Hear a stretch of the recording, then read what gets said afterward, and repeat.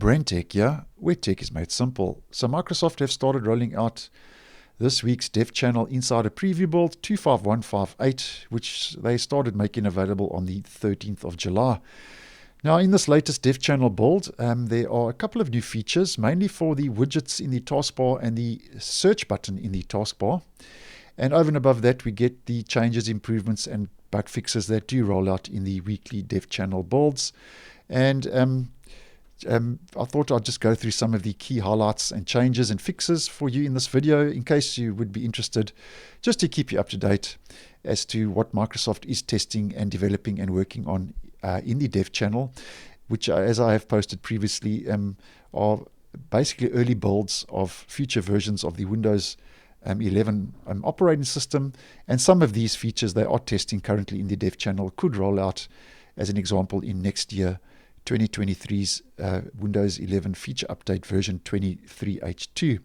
Now, just to take a look at a couple of screenshots, just to highlight some of these new features. The first is badging for widgets. They say they're beginning to roll out more dynamic widgets content to the taskbar with notification badging for widgets. So as we can see, this is an example of a notification badge for widgets, which will appear on top of the widgets. And if you click on that, just head into the next screenshot. That will open the widgets board, and a banner will appear at the top of the board, providing more information on what triggered the notification badge. So that's the new badging for widgets, and Microsoft just says that this, just take note that this isn't available to all insiders just yet. So it's currently on a controlled rollout. And then if we just head to the third and final screenshot, and this is a new experimental user interface for how the search button could look in the future on the taskbar in Windows 11. And they are testing three new options and designs. The first is the traditional search icon. The second is a shorter search bar at the top here, as we can see. And then right here at the bottom is the third option, which is a longer search bar. So these are three options available now with build 25158. And Microsoft does make mention, though, that they could revert back at a later stage. So that's the screenshots, mentioning a couple of those key changes and highlights. And then just to make mention of one or two other new add-ons with build 25158, there's DNS over TLS testing now available for Windows DNS client query protection. DOT or DOT is another protocol in addition to DNS over HTTPS, which is already supported in Windows 11 and Windows Server 2022, according to the release notes Microsoft makes mention of. And they say that the setup requires command line use and is recommended for advanced network users. So this isn't going to be an add-on that will be of use to your average home user on a day-to-day basis.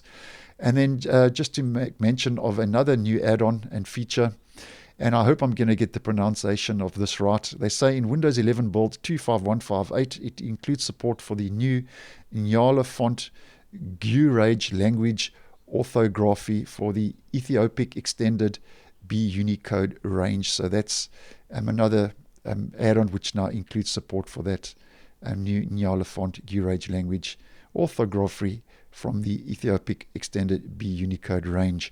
And then just to make some mention, if we just head to the release notes, just to make some mention of some key highlights and improvements that Microsoft have made available in the release notes, some changes and improvements and those general fixes. They fixed an issue where testers may experience blue screen of death errors with error code K-mode exception not handled. So that's been addressed. And then they fixed an issue that could cause a black screen when you resume the device from a low power state. And they've also fixed an issue impacting the performance across the Windows shell. So that's been addressed and fixed. And then they've also fixed an issue where the marker material and acrylic blur effect was rendering incorrectly in some areas. And then just to mention some here from the File Explorer, they fixed an issue where closing the command bar flyouts could crash explorer.exe. Fixed an issue that could lead to File Explorer.exe crashes. Fixed control and F and it should work to close the current tab now. So that's been addressed. And then with build 25158, a zip folder opened in a new tab will not have a blank tab name, and that's also been addressed now. And that's just some of the key highlights that have rolled out and features that have rolled out with this new dev channel build 25158, which started being made available on the 13th of July. And I will leave a link to these release notes in the description, as if you are interested, you can go check up on all those improvements, changes, and bug fixes and features more in depth. And I'll leave a link to that in the description. So thanks for watching, and I will see you in the next one.